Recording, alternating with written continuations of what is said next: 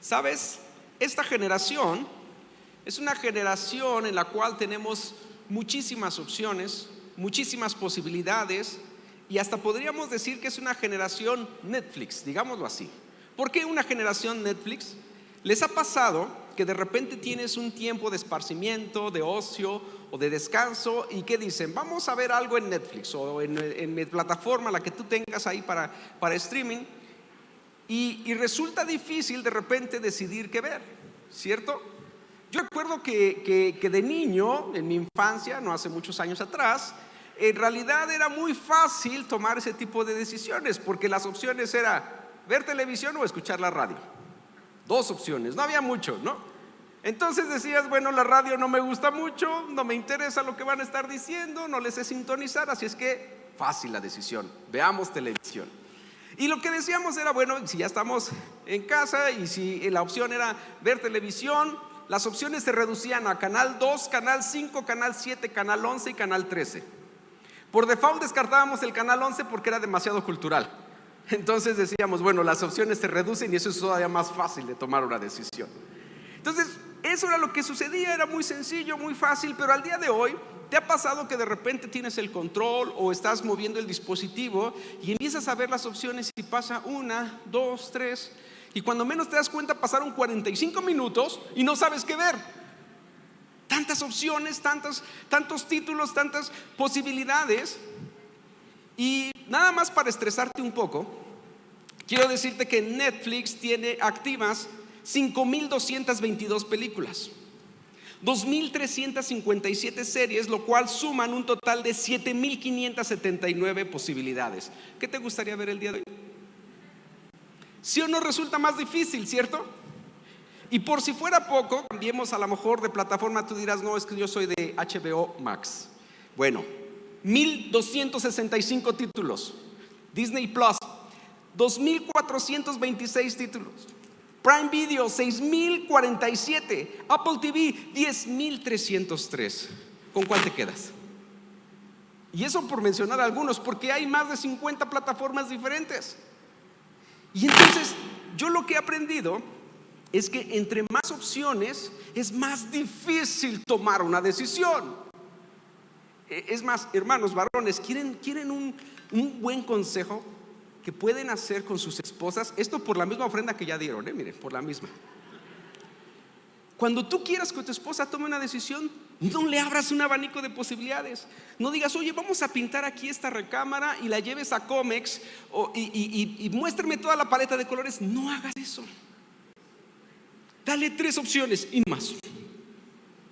Porque si no, en lugar de que se sienta ayudada por tener opciones, va a salir confundida. Ay, es que ahora no sé qué ponerme, ahora no sé qué color, ahora no sé. No, dile, hay 1, 2 o 3, no más, es lo que hay. Y la decisión va a ser más fácil.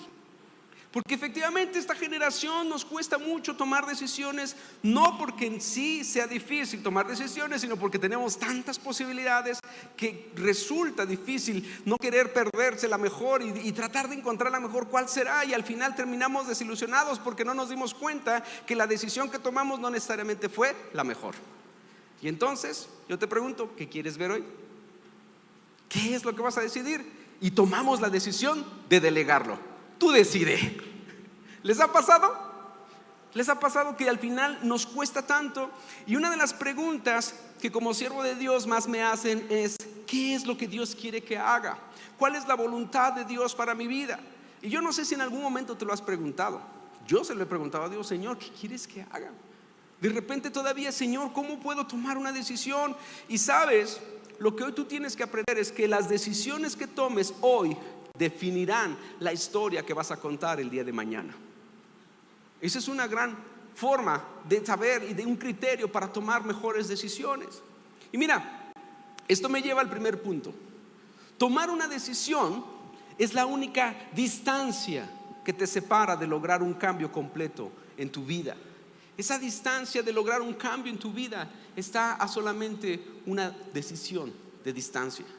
Es decir, tú tienes que saber que lo curioso es que es posible que no sepas cuál es esta decisión. Y pareciera natural pensar que las grandes decisiones, aquellas decisiones que cambian tu vida, tienen que ser decisiones grandes, decisiones importantes, y algunas lo son.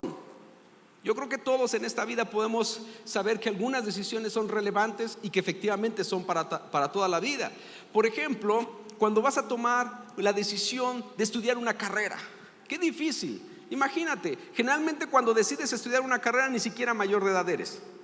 Apenas estás lidiando entre los 16, 17, tal vez pegándole a los 18 y no sabes qué quieres estudiar. ¿Te ha pasado? Que de repente, ay, ¿y qué estudio? Bueno, mira, aplícate esos exámenes que te pueden ayudar a descubrir tu perfil y saber en qué más bueno. Y resulta de que eres bueno en sociales, pero al mismo tiempo eres bueno en las artes. Y tú dices, no, es que esto no me ayuda. Me hubiera dicho nada más uno. Y ahí es donde tienes que saber que al final hay decisiones que efectivamente van a determinar tu vida. Por ejemplo, ¿con quién casarme? Oh, qué decisión, ¿cierto? Algunos dicen, ¿cómo tomé esa decisión al día de hoy? Y algunos otros, Señor, ¿será la persona? O también decidir si debo tomar ese trabajo o si debo mudarme de ciudad para poder desarrollarme o trabajar. Y decisiones que parecieran grandes y relevantes porque el impacto inmediato es notorio. Pero sabes, las pequeñas decisiones también pueden tener grandes efectos. Aquellas decisiones que parecieran insignificantes, aquellas decisiones que son pequeñas pero que tomamos el día de hoy, van a determinar el rumbo de nuestras historias futuras. Y mira, yo encuentro un primer versículo en la palabra de Dios que se encuentra en Deuteronomio 30, en donde Dios pone al pueblo literalmente a que tomen una decisión. Dios les está dando opciones y no los complica, no les da muchas opciones, simplemente les da una u otra. Deuteronomio 30, 19. Hoy te he dado a elegir. ¿Qué es lo que les dio? A elegir. ¿Quién tenía que elegir? El pueblo. Dios no te va a imponer las cosas. Y esa es una de las primeras cosas que tú tienes que saber. Dios no te va a imponer nada. Dios siempre te va a dar la opción ¿de qué? De elegir. Y mira, hoy te he dado a elegir entre la vida y la muerte. No hay más. No hay punto medio. Entre bendiciones y maldiciones. Ahora pongo al cielo y a la tierra como testigos de la decisión que tomes. Si eligieras la vida para que tú y tus descendientes puedan vivir. Y esa es la misma pregunta, o esa es la misma opción que Dios siempre nos va a estar dando. Tú tienes que saber que Dios es todo un caballero. Dios jamás te va a obligar a hacer algo que no quieras. Dios jamás te va a poner en encrucijada, ni tampoco contra la espada y la pared. Que a veces tú te sientas así no quiere decir que sea Dios el que te llevó ahí. Pero lo que tienes que saber es que tú siempre tienes la decisión entre la vida o la muerte, entre la bendición y la maldición. Y el cielo y la tierra son testigos de la decisión que tomes. Entonces lo que determina tu destino es la dirección y no la intención. Hoy vamos a acabar con ese mito. La intención es lo que cuenta. No es verdad. La intención no sirve para nada si no le pones acción, si no tomas una dirección. Tu destino es definido por la dirección en la que avanzas. Así es que las pequeñas decisiones, aquellas de las que nadie se percata, son las que dan por resultado un gran impacto, y es el que todos deseamos. Hoy día estas generaciones es que dicen, no, es que me cambié de trabajo porque sentí que no estaba generando un impacto. ¿Y cuál es el impacto que quieres generar? No lo sé, pero no estaba produciendo. Si no lo tienes, entonces ¿hacia dónde vas? ¿Cuál es el impacto que quieres provocar? Y es ahí donde tienes que saber, porque en tanto tú no sepas eso, no vas a poder avanzar. Y mira, los neurólogos, ellos dicen que la primera vez que pasamos o que tenemos que enfrentarnos a tomar una decisión, nuestros cerebros comienzan a trabajar de una forma tan rápida, sopesando las opciones y eliminando una tras otra hasta tener aquella posibilidad, o hasta que decidimos qué hacer y que en ese momento consideramos que es lo mejor. Pensemos en esto. Imagínate, todos ayúdenme con su capacidad de imaginación, que te ganas un viaje todo pagado, que estás en un hotel donde es buffet, desayuno, comida y cena buffet. Y entonces vas a estar ahí toda una semana completita. ¿Cuántos dicen amén? Reciban esto, por favor. Entonces vas al desayuno, es buffet, y hay de todo. Desde ensaladas, fruta, manzana, papaya picada, Podemos ir un poco avanzando y a lo mejor de este lado encontramos un arroz blanco, unos frijolitos, encontramos un poco de tocino, huevito, encontramos, y entonces de repente llegamos por aquí, otra sección donde hay postres, donde hay helado, donde hay pasteles. La decisión es tuya. ¿Por dónde empezarías? ¿Qué tanto te servirías? ¿Te acabarías todo? ¿Sabes? El hecho de que sea buffet no quiere decir que tengas que probar todo. Pero no, tú dices, nunca voy a volver aquí, necesito probar todo. Y además es gratis, ya está pagado, está incluido, tengo que tomar de todo. Y entonces esas pequeñas decisiones que tomas al momento son las que van a determinar si al final de tus vacaciones regresas con una indigestión, con 5 kilos encima, o si regresas disfrutando y saludable. ¿Te das cuenta cómo las pequeñas decisiones son las que cuentan? ¿Por qué? Porque a lo mejor tú dices, bueno, esto lo podemos hacer una vez porque es hipotético, pero ¿qué pasaría si ese fuera tu estilo de vida? ¿Sabes? Al siguiente día tú ya ni siquiera vas a ver las opciones. Voy por el yogur, voy por el pan, voy por el helado, voy por esto. Y todos los días vas a seguir haciendo lo mismo. ¿Por causa de qué? De que cada una de esas decisiones que tomamos, por pequeñas que sean, y porque a veces suceden sin pensarlos, en realidad se van convirtiendo en hábitos. Y se van reforzando en la medida que tú lo haces una y otra vez. Las pequeñas decisiones no parecieran tener una gran importancia, pero con el tiempo tienen un efecto que se va sumando y se va sumando y llegan a convertirse en esos hábitos tan fuertes y tan arraigados que cuando menos te das cuenta es difícil de corregir. Y luego te preguntas, no sé por qué tengo todos estos malestares, no sé por qué tengo todo esto. Y es porque pequeñas decisiones te han llevado a lo que al día de hoy eres. ¿Sabes? Las pequeñas decisiones en realidad tienen un efecto acumulativo. ¿Cuántos han anhelado quizás leer la Biblia completa en un año? Y no es fácil. Déjame decirte, no es fácil. Pero yo te digo, empieza por un versículo.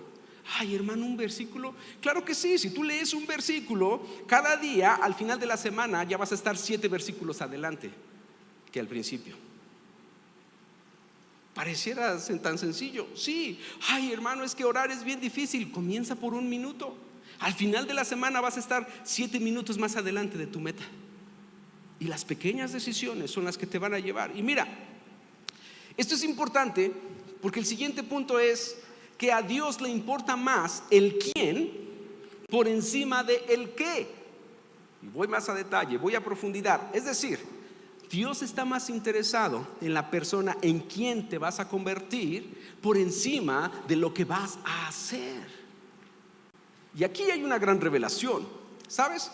Este es el punto de partida.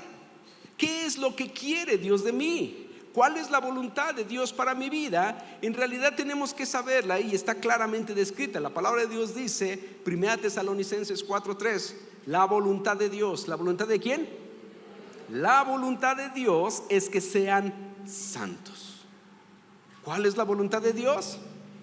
Que sean santos. Y observa el verbo. A mí me encanta cuando estoy estudiando, cuando estoy analizando, me encanta poner atención en los verbos. ¿Cuál es el verbo que se utiliza aquí? El verbo ser, sean. Y el verbo ser lo que hace es que define al sujeto. Entonces, lo que Dios no está hablando es acerca de una profesión, acerca de una vocación o de una carrera. Dios está hablando de convertirse, de definirse por ser santo. ¿Se dan cuenta? Sé santo. Dios está hablando de carácter. Dios está hablando de llamado a ser santo. Y el gran problema, es más, vamos a hacer un examen. ¿Cuántos venían preparados para el examen del día de hoy? Amén, ¿verdad? Les encantan los exámenes. Ese me encanta. Por eso me gusta el primer servicio. Levanten la mano aquí todos los que son santos. A ver, levanten la mano. ¿Qué pasó? No venían preparados para el examen, ¿verdad? ¿Sabes cuál es nuestro problema ante esa pregunta? Que la definición del diccionario de la Real Academia Española no nos ayuda. ¿Sabes por qué? Porque dice santo, perfecto. Ya no. Yo ya descalificado, descartado, no. Y ese es nuestro problema. Porque además dice perfecto y libre de toda culpa. No, menos. No, o sea, descartado. Entonces ese es nuestro problema. Pero si vamos a la etimología de la palabra santo, en latín, por ejemplo, santo se deriva de sanctus, que significa consagrado.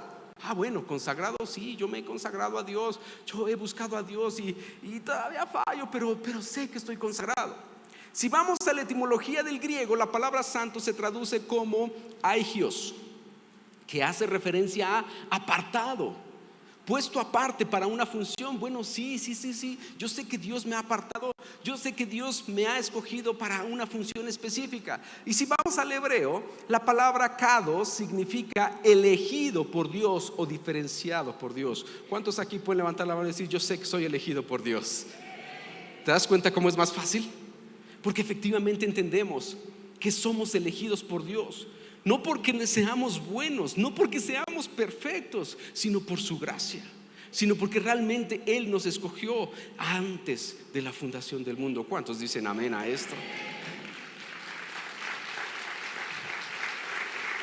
Entonces, los problemas continúan porque generalmente tú y yo nos definimos por lo que hacemos en lugar de lo que realmente somos. Cuando alguien te pregunta: bueno, ¿y tú quién eres?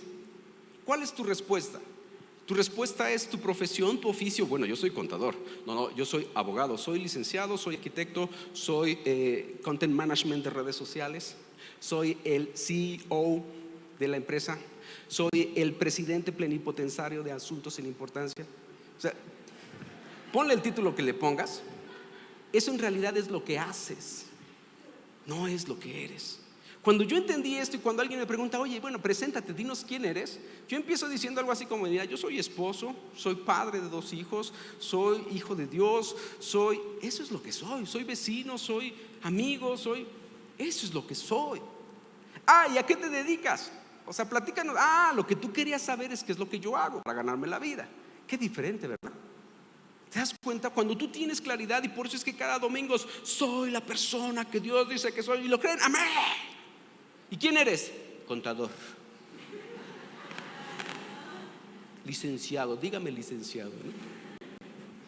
Entonces, cuando tú entiendes realmente quién eres, tienes que saber que aún en la palabra de Dios, el Señor Jesús, el único ejemplo donde Él menciona a alguien por su profesión era para decirle: deja de dedicarte a eso y sé mi seguidor. ¿Te acuerdas? Ahí en Mateo 4:18 dice: un día, caminando Jesús a las orillas del lago de Galilea, vio a 2 pescadores. ¿A qué se dedicaban? A pescar. Que tiraban la red al agua. Eran Simón, mejor conocido como Pedro, y Andrés, su hermano. Verso 19: síganme y los convertiré en pescadores de hombres, les dijo Jesús. ¿Sabes? El único momento donde la Biblia y el Señor Jesús los está identificando por lo que hacen era en realidad para decirles: dejen de hacer eso. ¡Qué increíble! ¿Te has dado cuenta? Imagínate que Dios te dice el día de mañana: ¿sabes qué? Qué bueno que eres contador, pero deja de ser contador, y ahora te voy a empezar a enseñar a contar almas. Qué bueno que eres arquitecto, pero deja de ser arquitecto y empieza a construir una vida que edifique y que inspire a otros. ¿Te das cuenta? A Dios no le impresionan tus títulos, ni mucho menos le interesa lo que haces. Lo que a Dios le interesa es en quién te vas a convertir. Eso es lo que le interesa a Dios. Por eso es que seguir a Jesús es más importante que tu vocación. Y la mejor pregunta a la que puedes buscar una respuesta es: ¿en quién quiere Dios que yo me convierta?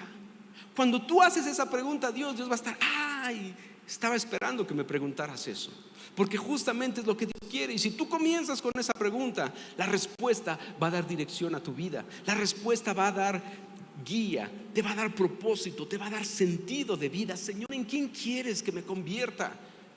Yo quiero que te conviertas en un padre ejemplar, que un esposo que ame a su esposa, que puedas hacer lo que fuiste llamado a hacer, convirtiéndote la persona en la que Dios quiere que seas. ¿Te das cuenta? Es ahí el orden verdadero. Y mira, yo veo todo esto porque generalmente medimos el éxito por lo que hacemos.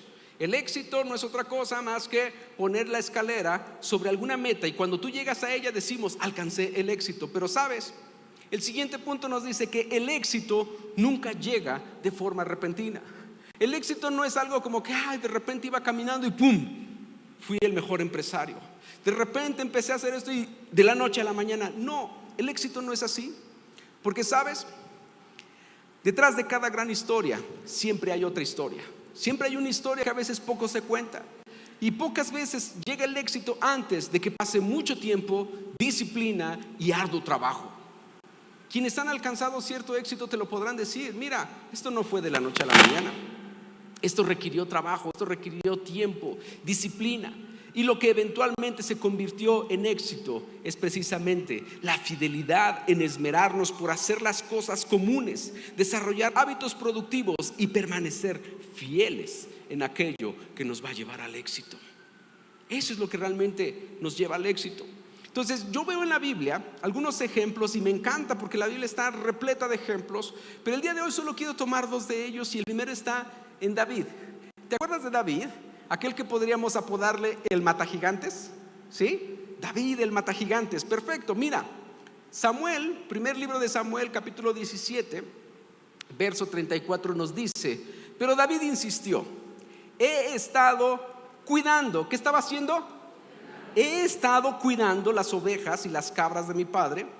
Cuando un león o un oso viene para robar un cordero del rebaño, yo lo persigo con un palo y rescato al cordero de su boca. Si el animal me ataca, lo tomo de la quijada y lo golpeo hasta matarlo. Lo he hecho con leones y con osos, en plural. No fue solamente un león, no fue solamente un oso. Y haré también con este filisteo pagano, porque ha desafiado a los ejércitos del Dios viviente. Verso 37. El mismo Señor que me rescató de las garras del león y del oso, me rescatará de este filisteo. Así que Saúl por fin accedió. Está bien, adelante, y que el Señor esté contigo. ¿Te das cuenta qué historia tan tremenda y tan reveladora? Seguramente ya te pusiste en contexto y sabes que fue el momento en el que David iba a matar al gigante. David ya estaba entrenado, David ya sabía lo que tenía que hacer, pero ¿qué fue lo que hizo? ¿Qué es lo que estaba dentro de sus hábitos comunes? Cuidar ovejas. Para él entendió que el cuidado de las ovejas era prioritario, aún a pesar de su vida. A lo mejor si yo hubiera sido pastor en su generación, yo hubiera dejado que un león o que un oso se hubiera comido una que otra oveja, ¿no? Pero él entendía lo que era prioritario, cuidar de las ovejas. Y no solamente eso, sino que él se entrenó con un palo. No era una espada, no era una armadura, simplemente era un palo con el cual atacaba. ¿Quién atacaba a quién? El león iba por la oveja y David iba por ¿quién? Por el león. Ahí ya no me cuadra a mí, ¿no? Generalmente sería al revés, el león atacándome a mí y yo corriendo lo más que pueda.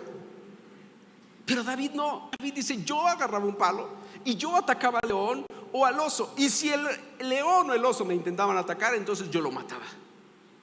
¿Te das cuenta cómo él empezó a entrenarse con hábitos tan comunes como cuidar ovejas? Y a veces ese es nuestro problema.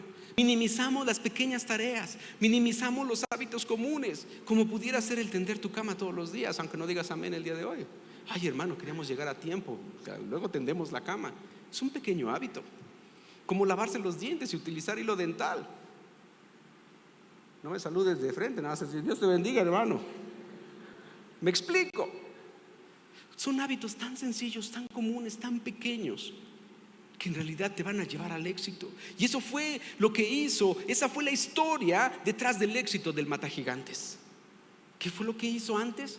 Cuidó ovejas, algo tan sencillo, y cuidó y mató leones y mató osos. Y no solo era una práctica cotidiana en su vida, sino que además de eso, y por sobre todas las cosas, su confianza en Dios. ¿Qué fue lo que dijo? Dice: así el mismo Señor que me rescató de las garras del león y del oso, Él mismo me rescatará de este filisteo. ¿Te das cuenta cómo se desarrolla la confianza? ¿Te das cuenta cómo tú puedes crecer en tu relación con Dios? Señor, si tú me guardaste el día de hoy, sé que vivo en una ciudad conflictiva, sé que la maldad está en el mundo, sé que tengo que cuidarme, pero yo sé que si tú me guardaste el día de hoy, tú también me puedes guardar el día de mañana. Sé que si tú me llevaste y me prosperaste en mi viaje, voy a regresar con bien. Sé que si tú me has librado un día, yo sé que un día más lo puedes volver a hacer. Y esa es la confianza que David desarrolló. Por eso se convirtió en el matagigantes. No fue de la noche a la mañana, no fue solamente un producto de la casualidad, fue la suma de pequeños hábitos, de entrenarse y de confiar y ser fiel en esos hábitos. Ahora, segundo ejemplo, otra persona de las cuales es impresionante es Daniel el profeta. ¿Te acuerdas de Daniel? Daniel es un libro apasionante. Y muchos nos encantan los capítulos del 1 al 6, pero del 7 en adelante no lo entendemos porque habla de profecías, de cosas que algunas de ellas ni siquiera al día de hoy han sucedido.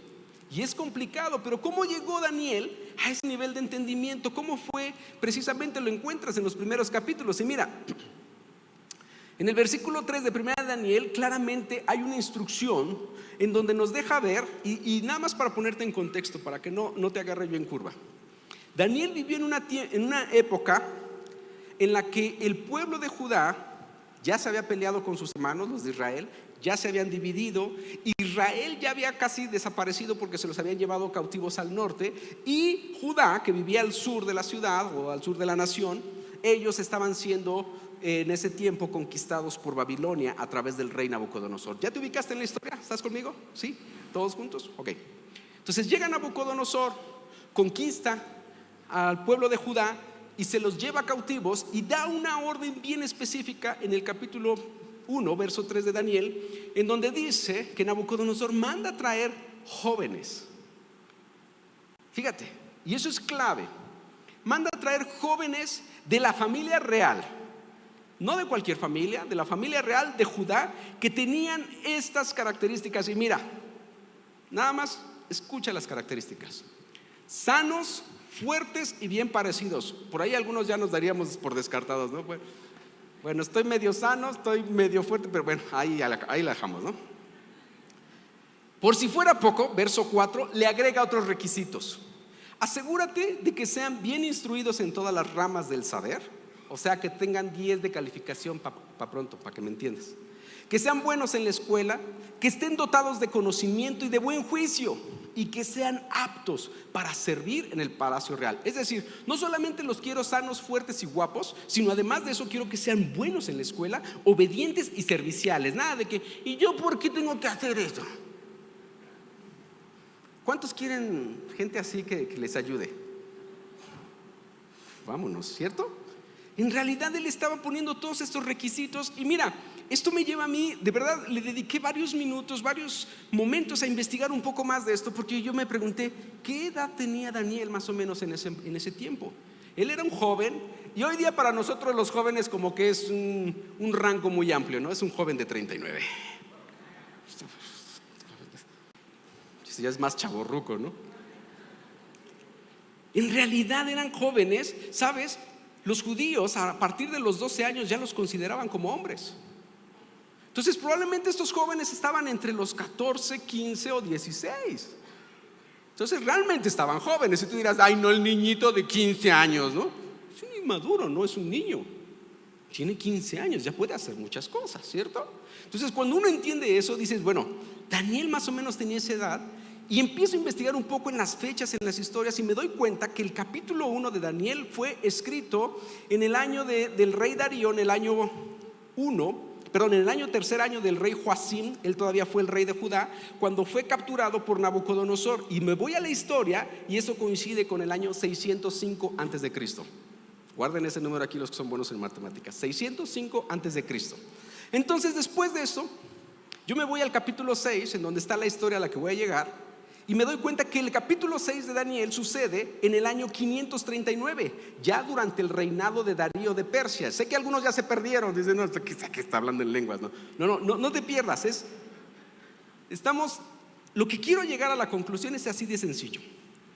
539 años antes de Cristo, 605 antes de Cristo, son 66 años de diferencia. Es decir, del capítulo 1 de Daniel al capítulo 6, 66 años de diferencia. Desde que Daniel fue llevado ante Nabucodonosor, yo le calculo que tendría 14, 15 años, a lo mejor porque tengo un hijo de esa edad y como que lo identifico entre sano, fuerte, bien parecido, inteligente, 10 calificaciones. Uno, ya, y papá gallina, ¿eh? El papá orgulloso, y más porque hoy es su cumpleaños. Ahora un aplauso al ratito le damos un abrazo, ¿eh?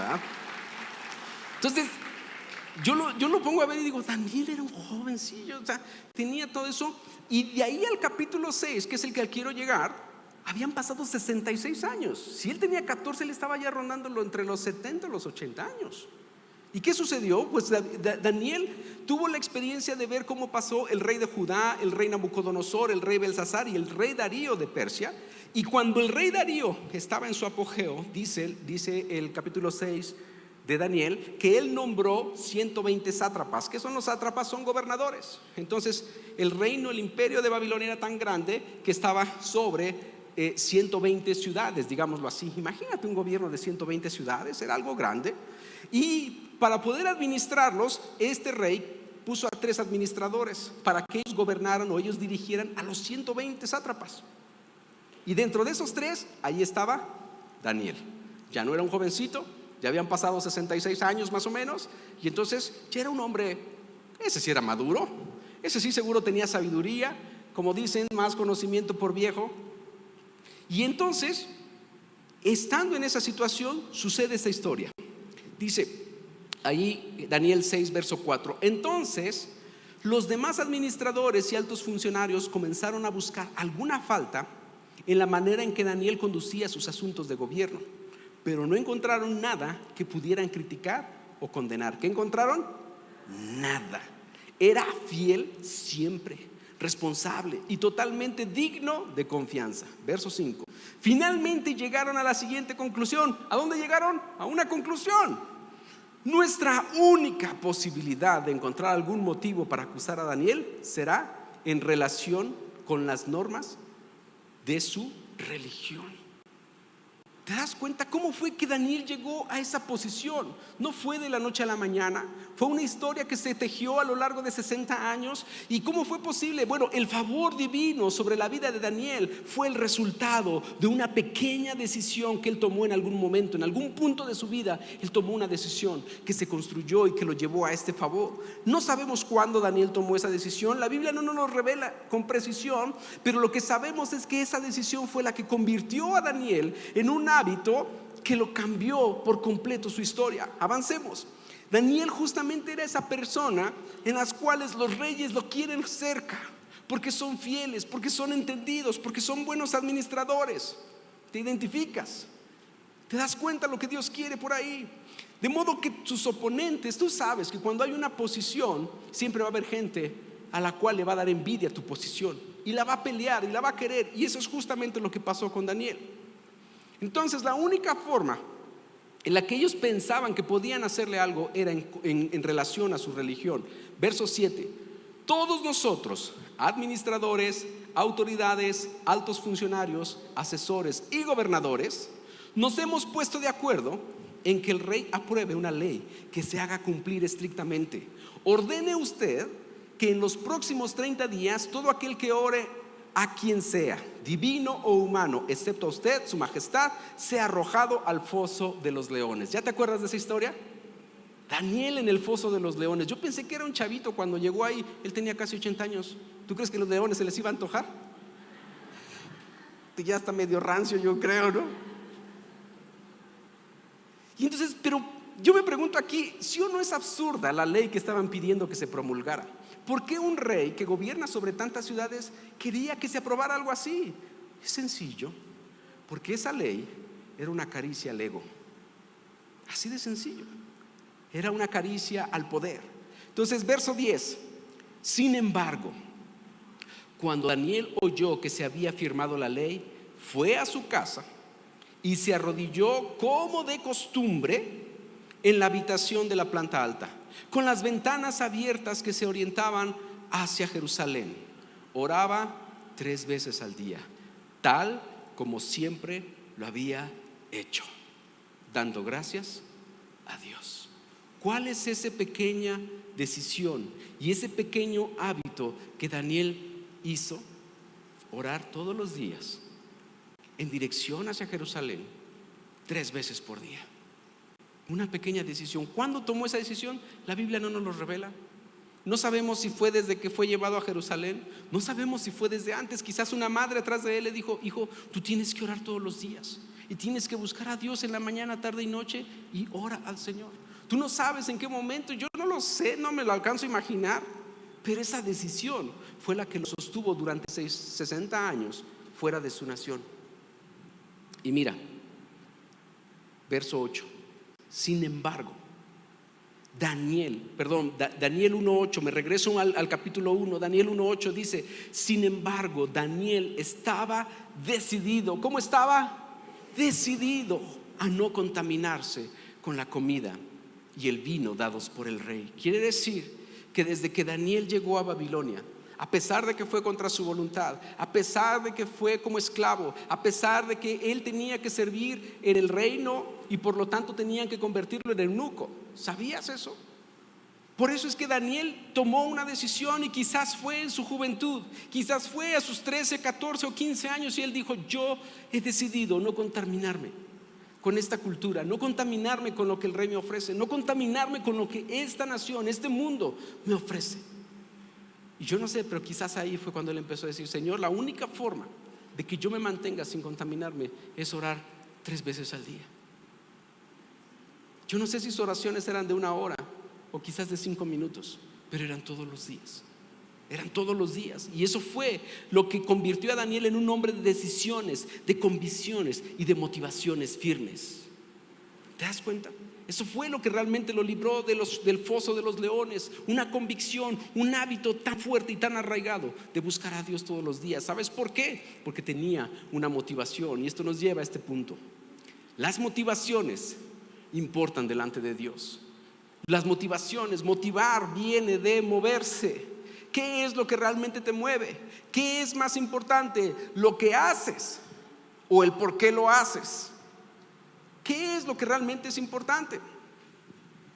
Es como aquel hijo que tiene ese don endulzante, que es como una forma de arte, y que le dice: papi, tú eres el mejor papá del mundo, te quiero mucho, oh, el cielo me ha bendecido al darte por padre para mi vida. Pudo haber sido cualquier otra persona, pero eres tú, papito, y yo te quiero mucho, papito. Doy gracias a Dios porque me dio a ti. Doy gracias a Dios porque eres tú, mi papá, y porque quiero que sepas que te amo, papito. Solo eso, solo quiero que sepas que te amo mucho. Te quiero mucho, papito. ¿Me puedo acurrucar aquí contigo? Ay, por cierto, papi, ¿podemos tener un gatito? Y es ahí cuando tú dices: a ver, espérame, ¿a qué se venía todo eso que se sentía muy bien y de repente sale la petición? Y a veces así somos. ¿Por qué hacemos lo que hacemos? A Dios realmente le importan las motivaciones. Mira lo que dice Proverbios 16:2: la gente puede considerarse pura según su propia opinión, pero el Señor examina sus intenciones. ¿Por qué hacemos lo que hacemos? ¿Cuál es la verdadera motivación detrás de lo que hacemos? ¿Qué es lo que realmente nos mueve o nos motiva a publicar algo en redes sociales, a subir una foto en nuestros estados? ¿Qué es? ¿Cuál es realmente la motivación? Hay una decisión que podemos convertir en un hábito y que al final de nuestros días marcará la diferencia en la historia de lo que nos gustaría contar. Y esa es la decisión que yo puedo hacer cada día. ¿Sabes? Regresando a David, el éxito de David tampoco fue repentino ni tampoco fue inmediato. Fue un tiempo en el que él tuvo que aprender, que crecer, y la suma de todas sus decisiones, las que construyeron en él hábitos. Y dentro de esos hábitos hay uno que queda documentado en el Salmo 139:23.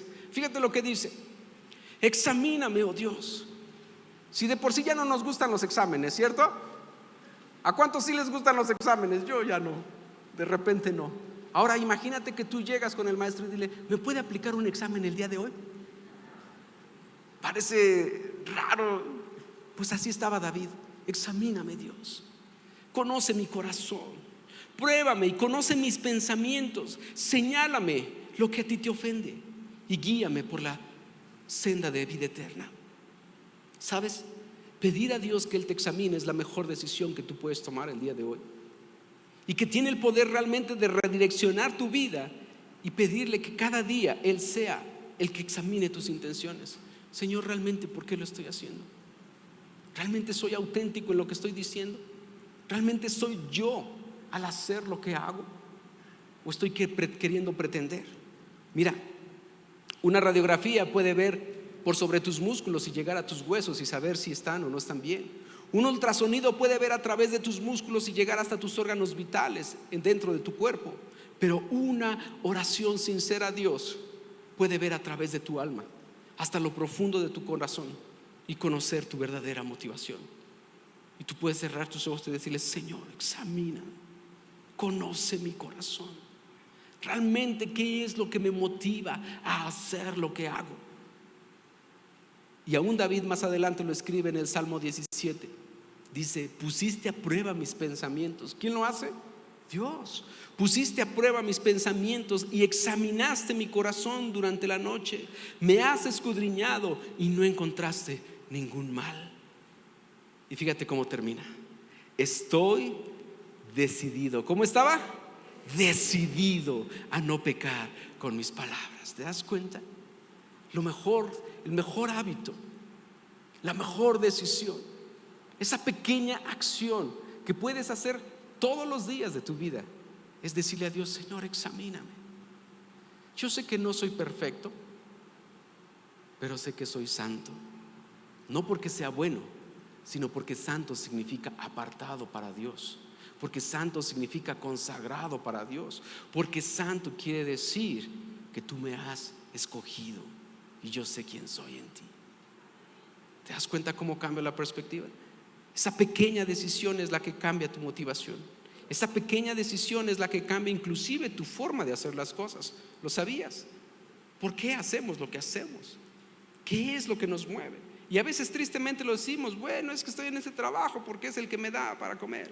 Bueno, es que estoy aquí porque como todos los días estoy en la lucha. Bueno, es que estoy aquí porque estoy detrás de la chuleta. ¿Qué es lo que te motiva?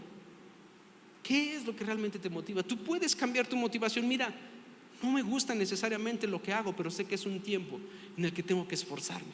Es una temporada en la que Dios me está permitiendo aprender. No sé todavía qué, no he pasado el examen, Dios no me lo ha revelado, pero lo estoy haciendo. ¿Sabes cómo? Como me enseña Colosenses 3:17. Y todo lo que hagan o digan, háganlo como representantes del Señor Jesús. Y todo lo que hagan o digan, háganlo como representantes del Señor Jesús. Y den gracias a Dios Padre por medio de Él. Amén. Porque me das un fuerte aplauso al Señor. ¿Sabes? Esa es justamente la decisión que puede cambiar el resto de tus días. Yo no sé si aquí hay alguien que quizás nunca había escuchado hablar de Dios, o quizás lo había escuchado tantas veces, pero nunca había tomado una decisión que va a cambiar no solamente su vida presente, sino su eternidad. Y es la de aceptar a Jesús en su corazón. Es tan sencillo como decirle: Señor, yo quiero aceptarte. Y quiero preguntarlo: ¿habrá alguien aquí que quisiera decirle: Señor Jesús, yo quiero recibirte en mi corazón? Si hay alguien aquí, levante su mano. Ahí donde está, levante su mano. ¿Hay alguien? Amén, adelante, qué buena decisión. Amén. Y así como estás, ¿por qué no cierras tus ojos y repites después de mí: Señor Jesús, el día de hoy yo he escuchado que una pequeña decisión puede cambiar el rumbo de mi vida. Y yo no solo quiero cambiar el rumbo de mi vida, quiero cambiar mi eternidad. Por eso es que te recibo en mi corazón. Te pido que perdones mis pecados y que me llenes de vida eterna. Entra en mi corazón, sé mi Señor, examíname cada día y corrígeme y guíame a la senda de eternidad. Amén. ¿Sabes? Esta pequeña decisión realmente cambia tu eternidad. Y para mí es un gusto poderte guiar en esto. Pero la siguiente decisión que tú puedes hacer cada día es justamente eso. Cada que tú te levantes, sean 30 segundos, tú dile: Señor, estoy empezando mi día. No sé qué me depara. Tengo planes, tengo que ir a trabajar, tengo que hacer cosas. Pero examíname. Ve mis motivaciones. Realmente, ¿por qué hago lo que hago? Y si algo está mal motivado, corrígelo. Y si esa pequeña decisión cambia tu día, te aseguro que después de 50, 60 años, o todos los que Dios te dé en esta tierra, marcarán una historia diferente. Amén. Puedes darle gloria al Señor. Amén. Dale fuerte ese aplauso al Señor. Amén.